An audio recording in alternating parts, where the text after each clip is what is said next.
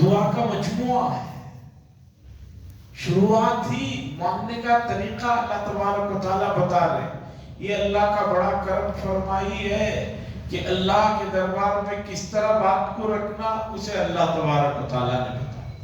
اور نہیں مانگنے والوں پر کتنا اللہ ناراض ہو رہے ہیں اس آیت میں اللہ نے بتایا. جو میں نے 24ویں پارے کی آیت پڑھی وَقَالَ رَبُّكُمُ ادْعُونِي أَسْتَجِبْ لَكُمْ. اللہ فرما رہے ہیں آپ کہہ دیجئے جو مانگتے ہیں میں ان کی دعاؤں کو قبول کرتا ہوں. إِنَّ الَّذِينَ يَسْتَكْبِرُونَ عَنْ عِبَادَتِي. جو لوگ اعراض کرتے ہیں تکبر کرتے ہیں میری عبادت سے مانگنے سے میں ان کو جہنم میں ڈالوں.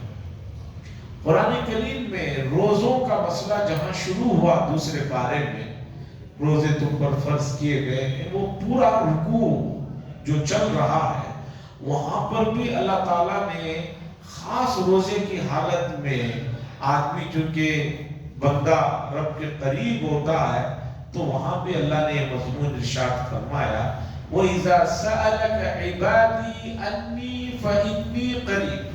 اے نبی صلی اللہ علیہ وسلم جب میرے بندے آپ سے پوچھیں کہ میں کہاں ہوتا ہوں آپ کہیے کہ فَإِنِّي قَرِيب. میں ان کے بالکل قریب ہوں.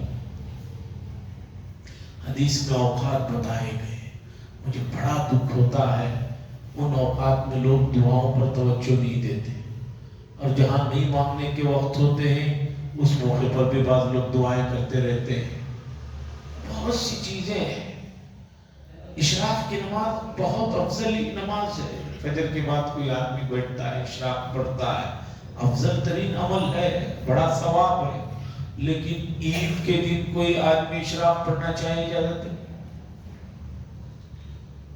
آپ نے دیکھا ہمارا عید کا قریب ہے بلکہ مسجد میں بھی آپ نے دیکھا ہوگا عید کے دن بھی لوگ امام صاحب کے وہ عید کی نماز پڑھانے سے پہلے نماز پڑھ رہے ہوتے ہیں.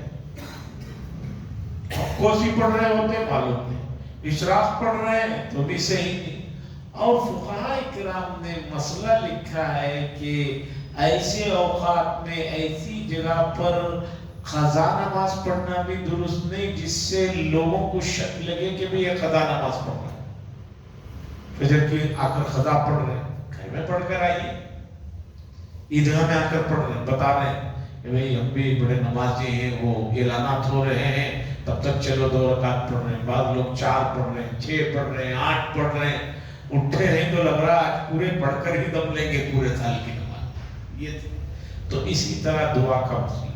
آئیے دعا کے سلسلے میں سب سے پہلی بات یہ ہے کہ اللہ کی ذات وہ ہے کہ جو بندہ نہ مانگنے پر اللہ ناراض ہوتے ہیں. مانگنے پر نہیں نہ مانگنے پر ناراض ہوتے. دنیا کے عام انسانوں کا حال یہ ہے کہ ان سے مانگو بار بار مانگو یا ایک بار مانگو ناراض ہوتے ہیں. اللہ نے بتایا کہ مجھ سے جتنا مانگو گے میں اتنا زیادہ خوش ہوں گا اور مجھے اس سے لگاؤ ہوگا. پہلی بات تو یہ ذہن میں رکھ لیجئے. دوسری بات لوگ کہتے ہیں ہم گنہگار ہیں ہم کیسے مانگے. یہ بھی غلط فہمی نکال دیجئے. اللہ کی رحمت اور مغفرت کے سامنے میرے اور آپ کے گناہوں کی کوئی حیثیت اور حقیقت نہیں ہے. گویا آپ اللہ کو عاجز سمجھ رہے ہیں. آپ یہ کہہ رہے ہیں کہ میرے اتنے گناہ ہیں اللہ معافی نہیں کر سکتے. یہ تو اللہ کی جو صفات ہیں ان کو صحیح نہ سمجھنے کا نتیجہ. بس آگے چلے اس سے پہلے ایک واقعہ بھی سنتے چلیے. ایک بادشاہ کے پاس ایک شاعر آئے آ کر انہوں نے بہت تعریف کی. بادشاہ نے خوش ہو کر پوچھا مانگو انعام میں کیا چاہیے. اس نے کہا 1 درہم دے دیجیے. بادشاہ نے کہا بھئی ہماری توہین نہ کرو. ہم کہہ رہے مانگو جو چاہے اور تم 1 درہم مانگ رہے ہو. یہ تو ہماری بے عزتی ہے توہین ہے. دوبارہ بادشاہ نے کہا مانگو. اس شاعر نے کہا بادشاہ سلامت آپ کی آدھی سلطنت لکھ کر دے دی. بادشاہ نے کہا پہلے جو تم نے مانگا وہ ہماری حیثیت کے موافق نہیں تھا. ابھی جو سیکنڈ نمبر پر مانگے ہو یہ تمہاری حیثیت کے موافق مانگ رہے ہو، تو اتنا مانگ. تو آدمی جس اللہ کے سامنے ہاتھ اٹھا رہا ہے وہ یہ سوچ رہا ہے کہ اللہ معاف نہیں کر سکتے، ایسا نہیں کر سکتے، تو پھر اللہ کی صفات کا اسے یقینی کہاں ہے؟ یہ تو شرک ہے. یہ تو اللہ کو مجبور اور بے بس سمجھنا ہے. نمبر 2، قرآن و حدیث نے بتایا، سب سے پہلے سورہ فاتحہ میں دیکھیے کہ اللہ کے پاس کچھ مانگنا ہے تو سب سے پہلے اللہ کی تعریف کیجیے. اور اللہ کی تعریف میں اور آپ کرے یا دنیا کا کوئی بھی آدمی کرے، اپنے ذہن کے حساب سے وہ اپنی کچھ نہ کچھ انداز سے کرے گا. تو اللہ نے اللہ کی تعریف کیسے کرنا ہے وہ بھی سورہ فاتحہ کے شروع میں بتا دی. اس لیے کہ بعض لوگ اللہ کی تعریف کر رہے ہیں یا اللہ کی تنقیص کر رہے ہیں معلوم نہیں ہوتا. بعض لوگ حرم میں خاص طور پر پنجاب کے لوگوں کو دیکھتا تھا، ہمارے پڑوس کے ملک کے لوگوں کو حرم میں توبہ کر رہے ہیں، اپنے آپ کو رو رہے ہیں، لیکن کعبے کے خلاف سے پکڑ کر اپنے آپ کو بہت بری گالیاں بھی دے رہے ہیں. میں تو ایسا ہوں. ارے بھئی کعبے میں کھڑے ہو، کعبے کا خلاف پکڑے ہو، عتیق پکڑے ہو. ان کو کوئی سمجھائے تو بھی کہتے نہیں کہ میں بہت برا ہوں. ٹھیک ہے برے ہیں، لیکن ان گالیوں کو زبان سے نکالنے کی کیا ضرورت ہے؟ جن گالیوں کو آدمی باہر بھی سنے گا تو شریف آدمی اس کے کانوں سے خون آ جائے. تو اس لیے اللہ نے کیسے اس کی تعریف بیان کرنا ہے آیتوں میں سمجھایا. الحمدللہ رب العالمین، تمام تعریفیں ہم کہتے ہیں جو ذاتی خوبیوں کا مالک ہے اس ذات کے لیے ہے. ہم جو تمام عالموں کا ہم کے معنی کسی آدمی کی ذاتی خوبیوں پر تعریف کرنا. میرے اور آپ کے پاس جو بھی خوبیاں ہیں وہ ہماری ذاتی نہیں ہے، اللہ کی طرف سے دی ہوئی ہے. آپ کسی آدمی کے پاس، ڈرائیور کے پاس دیکھا آپ نے بہت شاندار کار میں سے اتر رہا ہے، اب کہنے لگے او ماشاءاللہ آپ کے پاس تو بہت ہی بڑھیا کار ہے. تو دوسرا آدمی وہاں پاس جو اس مسئلے کو جانتا ہے وہ کھڑا ہوا، وہ کیا کہے گا؟ ارے بھئی ان کی کار نہیں ہے، وہ ڈرائیور ہے اس میں، صرف وہ کار ان کی نہیں ہے، مالک کی کار ہے، وہ تو صرف ڈرائیور ہی کرتے. تو آدمی کہا اچھا میں تو ان کی سمجھ کے تعریف کیا. تو ذاتی نہ ہوتے ہی وہ تعریف سے نکل جاتا آدمی. کسی کا کوٹ پہن کر کوئی آدمی چلا گیا کسی موقع پر، کوئی کہنے لگے میں بہت شاندار کوٹ پہن کر آیا. دوسرا آدمی جو کسی کی تعریف برداشت نہیں کرتا وہ فوراً کہے نہیں بھئی کوٹ ان کا نہیں ہے، شادی میں آنا تھا تو کسی سے مانگ کر لے کر آ گئے. جیسے پہلے زمانے میں ہوتا تھا، کوئی ہار مانگ کر لے کے چلے گئے، جوتے چپل گھڑی مانگ کر لے کر چلے. تو ذاتی تعریف اللہ کے علاوہ کسی کی نہیں ہو سکتی. میرے پاس خدا نخواستہ کوئی چیز ہے تو وہ میری کہاں ہے؟ قرآن میں دیکھیے جہاں بھی انفاق فی سبیل اللہ کا حکم دیا، کیا پیارا لفظ کہا، وہ مما رزقناہم ينفقون، اور جو ہم نے تمہیں دیا ہے اس میں سے خرچ کرو. قرآن میں آپ دیکھیں گے جہاں بھی دینے کا اللہ نے ذکر کیا، کیا فرمایا؟ قرآن کی سورہ بقرہ کی آیتوں میں وَمِمَّا رَزَقْنَاهُمْ يُنْفِقُونَ، ارے بھئی ہم نے جو تمہیں دیا ہے اس میں سے خرچ کرتا ہے. گویا مال ہمارا ہے نہیں، ہم تو صرف اس کی جو ہے حفاظت نگرانی کے انداز ہے، بس اس سے زیادہ کچھ. تو اللہ کی تعریف بیان کرنے کا حکم دیا، الحمدللہ رب العالمین. دوسری صفت بتائی گئی الرحمن الرحیم. کون ہے وہ رحمان؟ رب العالمین کون ہے؟ جو رحمان ہے. رحمان وہ ہے جو سب کو دیتا ہے، اپنوں کو بھی غیروں کو بھی سب کو دیتا ہے. رحیم جو مستحق ہے ان کو اسپیشل چیزیں دیتے ہیں. رحمان رحیم میں باریک فرق ہے، یہ موقع نہیں ہے اس علمی بحث میں جانے کا. اس کے بعد آپ اللہ کی تعریف کرتے ہیں مالک یوم الدین. جو یوم الدین کا روز جزا کے مالک ہیں، جہاں پوری دنیا کے انسان کھڑے ہوئے ہوں گے، اس دن کے مالک ہیں۔ اس کے بعد آگے بندہ اپنی چیز کو رکھتا ہے اللہ کے سامنے، ایاک نعبد، اللہ تیری ہی عبادت کرتا ہوں، تیری ہی عبادت کرتا ہوں۔ نعبد فعل ہے، پہلے آنا چاہیے عربی گرامر کے حساب سے، لیکن عربی میں پیدا ہے کہ اگر کسی چیز میں حصر پیدا کرنا ہے، ہی کا ترجمہ لانا ہے، تو فعل کو بعد میں رکھتے ہیں، اس کے متعلقات کو پہلے رکھتے ہیں، جیسے کہ یہاں پر ہے ایاک نعبد، اور آگے بندہ کہہ رہا ہے اللہ تیری صرف عبادت ہی نہیں، وہ ایاک نستعین، اور تجھ سے ہی مدد مانگ۔ آگے بندے کو اللہ نے بتایا کہ ہمارے سے کیا مانگنا ہے، کیسے مانگنا ہے۔ میں ایک چیز کو ضروری سمجھ رہا ہوں، پہلا نمبر دے رہا ہوں، کیا شریعت میں بھی اس کا پہلا نمبر ہے؟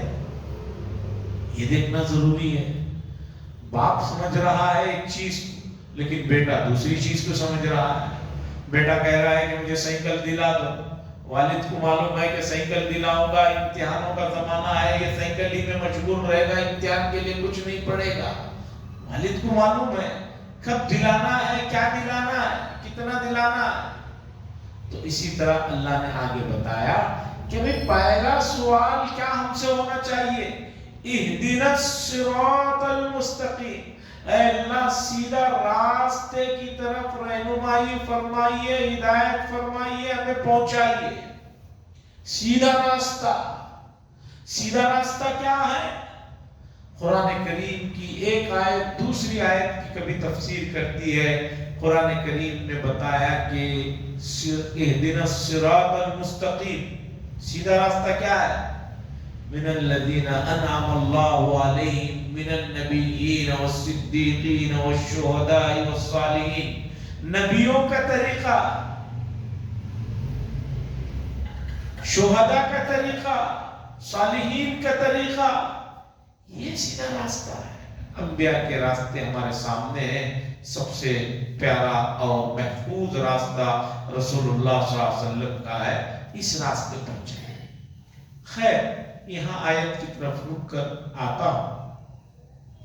سب سے پہلے یہ سمجھیے کہ دعا کرنے سے پہلے اللہ کی حمد و ثنا بیان کر، اور حمد و ثنا آپ کو ملے گی رسول اللہ صلی اللہ علیہ وسلم کی دعاؤں میں۔ حضور صلی اللہ علیہ وسلم سے بڑھ کر کسی نے اللہ کی تعریف نہیں کی ہے۔ احادیث میں الفاظ دیکھیے، اللہم انت نور السماوات والارض ومن فیہن، اے اللہ آپ ہی آسمانوں اور زمین کا نور ہے، اور جو کچھ اس میں روشنی ہے وہ آپ ہی ہیں، آپ ہی سے ہے۔ وَأَنْتَ قَيُّومَ السَّمَاوَاتِ وَالْأَرْضِ وَمَنْ فِيهِنْ، اور آپ ہی سے یہ تمام چیزیں رکی ہوئی ہیں، کھڑی ہوئی ہیں، چل رہی ہیں۔ حضور نے بتایا اے اللہ اللہم لک الحمد کلو، اے اللہ تمام ہم تمہارے ہی لیے، وَلَكَ الشُّكْرُ كُلُّ، تمام شکر آپ ہی کے لیے، وَلَكَ الْمَجْدُ كُلُّ، تمام بزرگی آپ ہی کے لیے، وَلَكَ الثَّنَاءُ كُلُّ، اور تمام تعریفیں آپ ہی کے لیے، عَلَانِيَةٌ وَسِرٌّ، جو چیزیں ظاہر ہیں اس کی بھی تعریفیں آپ ہی کے لیے ہیں، اور جو چیزیں ہم نہیں دیکھ رہے ہیں لیکن اللہ اس کا نظام بنائے ہوئے ہیں، خفیہ چیزیں، وہ اس کی تعریفیں بھی آپ ہی کے لیے، علانیت و سر۔ اللہم لک الحمد حمدا کثیرا دائما بدوام۔ حضور صلی اللہ علیہ وسلم دعا میں کہتے تھے ملء السماوات وملء الارض وملء ما شئت من شيء بعد، اہل الثناء والمجد احق ما قاله العبد وكلنا لك عبد اللهم لا مانع لما اعطيت۔ حضور فرماتے ہیں اللہ زمینوں اور آسمانوں میں جو خلا ہے وہ سب آپ کی ہم سے بھری ہوئی، اس میں سب آپ کی اتنے چیزیں دعائیں حضور نے ہم کی بتائی۔ آپ کو دیکھنا ہو ان تمام دعاؤں کو 700 سال پہلے ایک محدث ملا علی قاری رحمت اللہ علیہ انہوں نے الحزب الاعظم نام سے پورے قرآن و حدیث کی دعاؤں کو ایک جگہ جمع کر دیا۔ کوئی دعا حدیث میں جو آئی ہو اسے انہوں نے نہیں چھوڑا، کوئی قرآن کی آیت جس میں دعا کا ذکر ہے اسے جمع کر دیا۔ الحمدللہ میں بڑے اہتمام سے لوگوں کو بھی بتاتا ہوں، کم از کم جمعہ کا دن میں کوشش کرتا ہوں کہ وہ تمام دعائیں ایک جگہ بیٹھ کر پڑھ لیا جائے۔ اردو ترجمے کے ساتھ بھی ہیں، انگلش ترجمے کے ساتھ بھی ہیں۔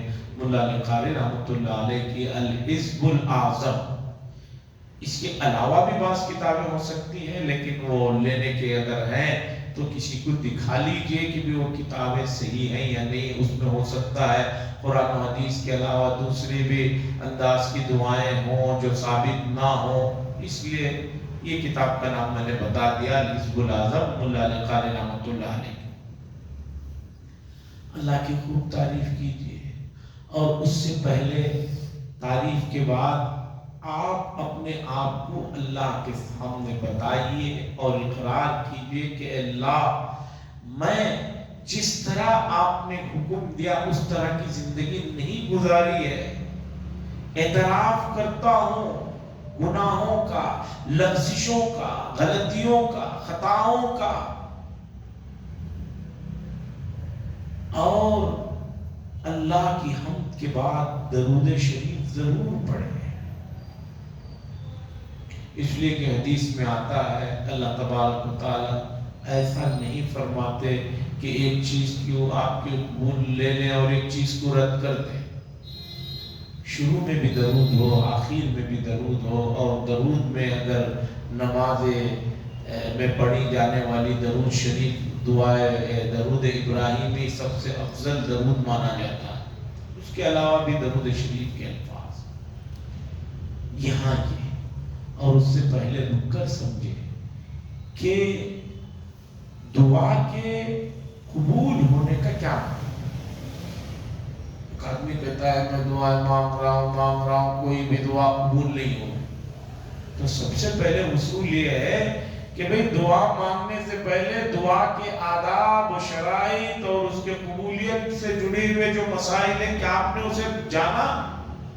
حدیث میں رسول اللہ صلی اللہ علیہ وسلم نے فرمایا ربا، بہت سے لوگ، اشعر عباس، بہت سے پراگندہ حال، ہاتھوں کو اٹھائے دعا کرتے رہتے ہیں اللہ یا اللہ یا اللہ، لیکن ان کی دعائیں نہیں قبول ہوتی، وہ لوٹا دی جاتی ہیں۔ کیوں؟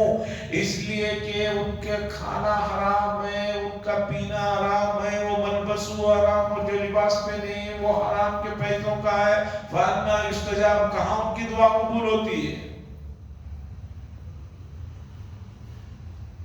فضائل اعمال میں حضرت شیخ العزیز مولانا زکریا صاحب قدس سرہ نے دوسرے حصے میں یہ واقعہ نقل کیا کہ حجاج بن یوسف کو جب عراق کا گورنر بنا کر بھیجا گیا تو وہ عراق میں آیا، اور آنے کے بعد اس نے لوگوں کو جمع کیا تو کئی لوگ آ گئے۔ اس نے کہا شہر کے تمام اللہ والے آ گئے، لوگوں نے کہا نہیں بہت سے نہیں آئے، تو اس نے ان کے پاس درخواستیں بھیجی، کہا کہ سب کو کسی طرح لے کر آنا اور کہنا کوئی مسئلہ نہیں ہے، بس میں دیدار کرنا چاہتا ہوں، کچھ دعوت کرنا چاہتا ہوں۔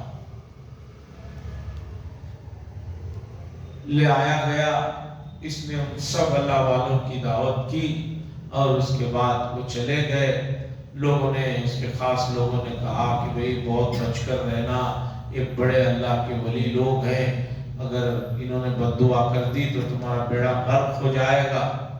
حجاج نے کہا اسی لیے تو ان کو دعوت پر بلایا تھا، میں ان کی بد دعاؤں سے بچنے کے لیے ہی بلایا تھا، اب ان کو حرام کھلا دیا ہوں، اب ان کی دعائیں میرے حق میں کبھی قبول نہیں۔ حلال غذا کا جو اثر ہے یقین مانیے آپ اسے محسوس کریں گے تو چیخ اٹھیں گے۔ دارالعلوم دیوبند کے پہلے استاد محترم حضرت مولانا یعقوب صاحب نانوتوی قدس سرہ نے واقعہ لکھا ہے کہ وہ جس زمانے میں وہاں رہتے تھے اس زمانے میں ایک آدمی جنگل سے لکڑیاں کاٹ کر لا کر فروخت کرتا تھا. ابھی بھی گاؤں دیہاتوں میں سب کام ہوتے, بڑا محنت کا کام ہوتا ہے, لا کر یہ کرتا تھا. وہ آدمی حضرت مولانا یعقوب صاحب اور ایک دو علماء کی جو ہے دعوت کرتا. اور دعوت کیا ہوتی تھی, وہ روٹی اور سادی چٹنی بنا کر لا کر جو ہے کپڑے میں لپیٹ کر دے دیتا. اس کی جو حیثیت ہوتی تھی وہ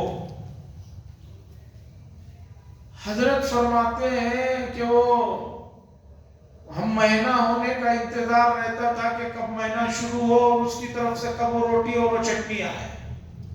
قریبی لوگوں نے کہا حضرت دوسرے لوگ تو ایسی ایسی چیزیں لا کر دیتے ہیں, آپ کھاتے بھی نہیں, دوسروں کو دے دیتے ہیں اور آپ ان سے پوچھتے بھی نہیں, لیکن اس آدمی کی اس روٹی اور چٹنی کا بڑا آپ کو انتظار رہتا ہے, کیوں؟ حضرت مولانا یعقوب صاحب قدس سرہ نے فرمایا تم نہیں جانتے اس آدمی کی اس حلال کمائی کی آئی ہوئی اس روٹی اور اس چٹنی کی برکت اور اثر اتنی زیادہ رہتی ہے کہ وہ کھانے کے بعد تقریباً کئی دنوں تک جو ہے کبھی برے خیالات اور وسوسے تک نہیں آتے. یہ حلال غذا کا اثر ہے. تو آدمی کو اللہ کے دربار میں بات رکھنے سے پہلے کوشش کرنا اور مکمل جو ہے یہ کرنا ہے کہ میری جو ہے حرام غذاؤں سے اور حرام چیزوں سے میں باز آ جاؤں. آج صرف پیسہ حلال کا ہونا یہ مسئلہ نہیں ہے, جو غذائیں ہم لوگ کھا رہے ہیں اس کی طرف بھی توجہ دینے کی ضرورت ہے. اس لیے کہ اب آن لائن کا زمانہ چل رہا ہے. آن لائن میں کس طرح کی غذائیں ہیں, کس طرح کی جو ہے طریقہ ہے, کچھ پتہ نہیں. 1992 میں 1992 میں قاضی مجاہد الاسلام صاحب قدس سرہ نے فرمایا کہ یورپ میں ہمیں ایک بہت بڑے مرغیوں کے فارم میں لے جایا گیا جو غیروں کا تھا. پھر انہوں نے کہا کہ ہمارا پورا مال عرب ملکوں کو جاتا ہے. پھر حضرت نے فرمایا کہ بھی تمہارے ہاں وہ ذبح وغیرہ کا طریقہ کیا ہے, سر ذرا دکھاؤ. تو جا کر انہوں نے دیکھا کہ ایک چاقو لگی ہوئی ہے مشین سے, وہاں مرغیاں کٹتی ہیں, اس چاقو پر بسم اللہ اللہ اکبر لکھا ہوا ہے. وہ چاقو چلتی رہتی ہے, مرغی کٹ کٹ کے جاتی رہتی. کہا کہ بھئی دعا کہاں, آپ لوگ بغیر دعا بڑے مرغی کاٹتے. کہا اتنا بڑا تو لکھا ہوا ہے.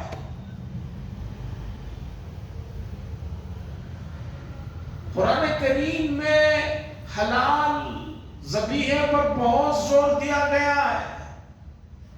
حلال ذبیحے پر بہت زور دیا گیا ہے. حلال ذبیحہ ہو اس پر کوئی توجہ نہیں دیتا. اور اسی طرح جو چیزیں کھانے پینے کی اس کا کاروبار غیر غلط طریقوں سے ہوا ہے تو وہ چیز بھی اگر غذا میں پڑتی ہے تو وہ بھی اپنا اثر دکھاتی ہے.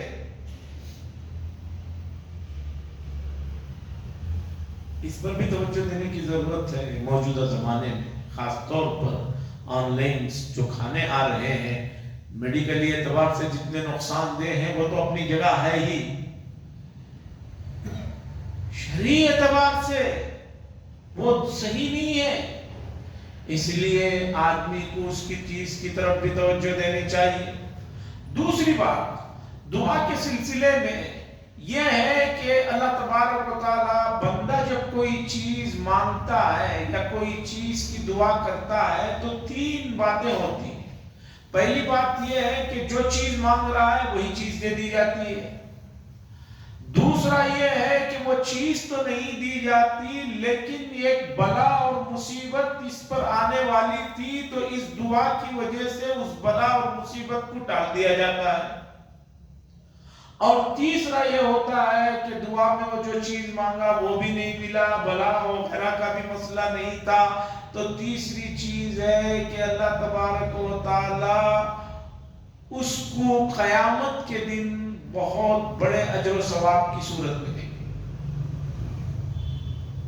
حدیث میں آتا ہے قیامت کے دن ایک بندے کو، مومن کو بلا کر کہا جائے گا یہ سب تمہارا ثواب ہے۔ وہ کہے گا یا اللہ میں نے تو ایسا کوئی کام نہیں کیا تھا، یہ کیا؟ اللہ فرمایا کہ تم نے دعا مانگی تھی، اس کا وہاں پر کوئی اثر تم نے نہیں دیکھا تھا، یہ وہ اس کا اجر و ثواب۔ بندہ کہے گا قیامت کے دن اے اللہ کاش میری کوئی بھی دعا قبول ہی نہ ہوئی ہو۔ اور یہ بات بھی سمجھیے کہ ماں باپ کی بد دعاؤں سے بھی آدمی بہت بچے، ان کی ہوئی دعائیں بہت مؤثر ہوتے ہیں، کبھی بھی آتے ہیں۔ حدیث پاک میں بڑا ایک مشہور واقعہ ہے، وہ واقعہ سناتا ہوں، بات کو سمجھیے۔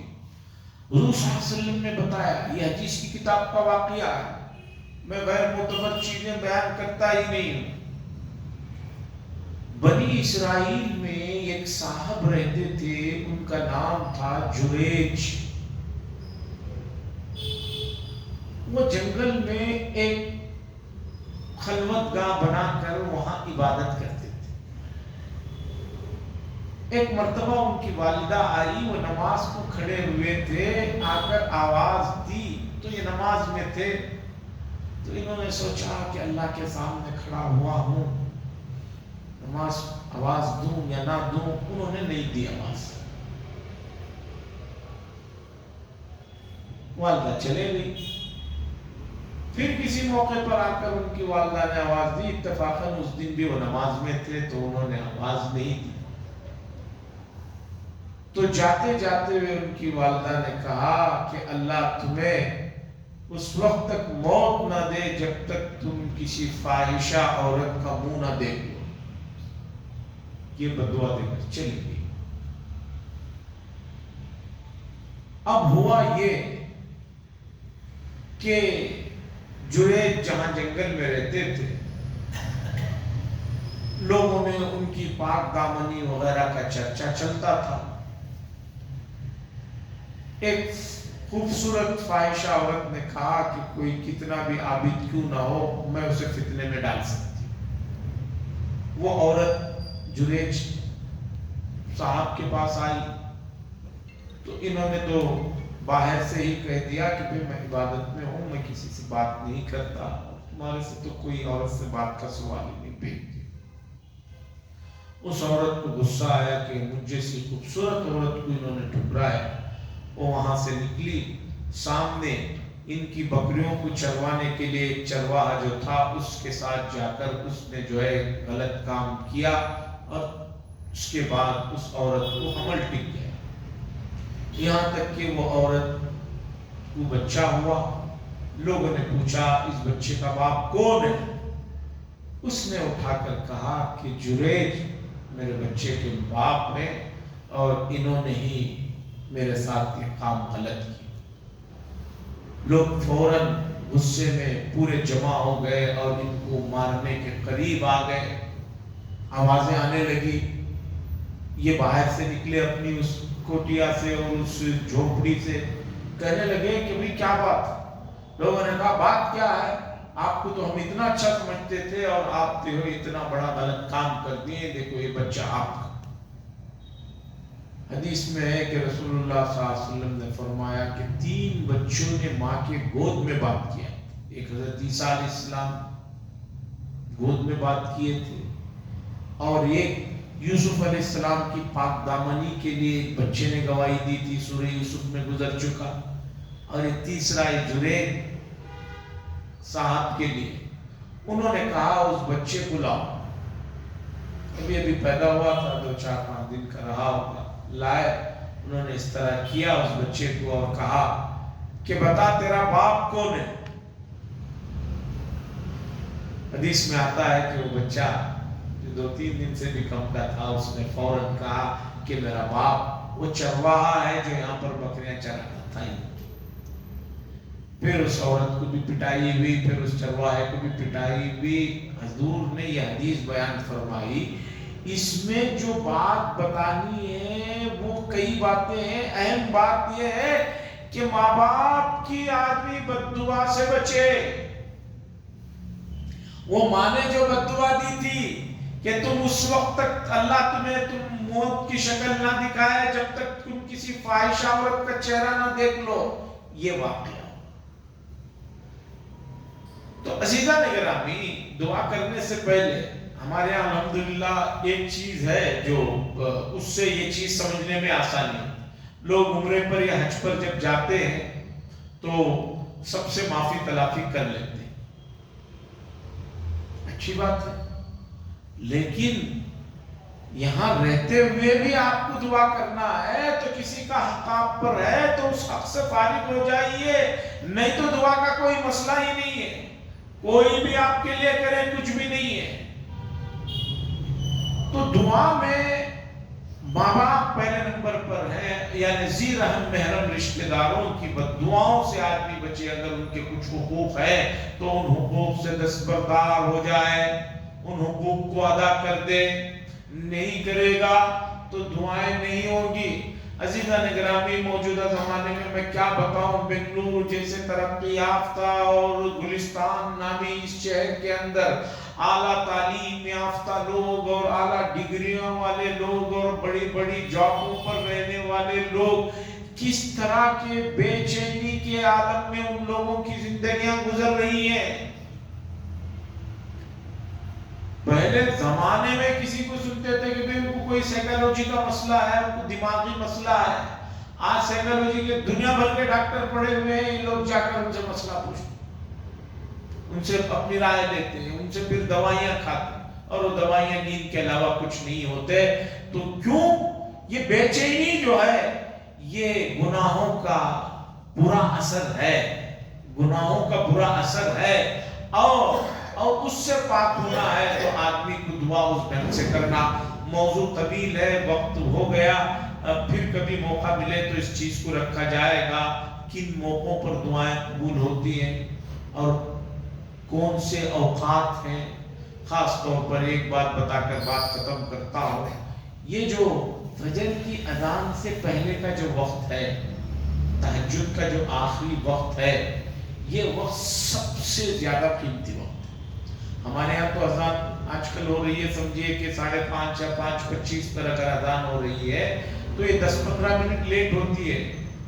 سورج یعنی سحری کا جو آخری وقت ہے، سحری کے آخر وقت تک کا جو وقت ہے، اس سے پہلے کا جو 1 گھنٹہ ہے، اس میں اگر کوئی آدمی اٹھے اور ان آداب کی رعایت کرتے ہوئے دعا کرے تو یہ بڑا قیمتی سے قیمتی وقت ہے۔ ڈاکٹر اقبال صاحب کا یہ شعر سنتے ہوئے بات کو سمجھیے کہ اتنا بڑا آدمی جس نے اس زمانے میں جرمنی اور لندن میں پی ایچ ڈی کیے، وہ کہتے ہیں زمستانی ہواؤں میں گرچہ تھی شمشیر کی تیزی، نہ چھوٹے مجھ سے لندن میں بھی آداب سحر کی۔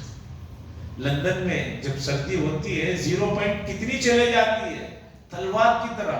یہاں دو روز سے تھوڑا سا موسم بگڑا ہے بنگلور میں، یہ کوئی ٹھنڈ نہیں ہے لیکن اوسان خطا ہو گئے۔ اقبال صاحب کہہ رہے ہیں کہ ویسی ٹھنڈ میں بھی تہجد کبھی نہیں چلتی، کیونکہ وہ وقت ہوتا ہے، بڑا خصوصی وقت ہوتا ہے۔ اللہ سے دعا کرتے ہیں اللہ تعالیٰ اس وقت میں اٹھ کر اس سے مناجات کرنے کی ہمیں سعادت عطا فرمائے، اور اس وقت کی جو لذت ہے، اس وقت میں اٹھ کر جو مناجات کرنے کی جو لذت ہے، خدا کرے ہمیں بھی اس سے روشناس کرا دے، پھر کوئی آدمی اس چیز کو کبھی زندگی میں نہیں چھوڑے گا۔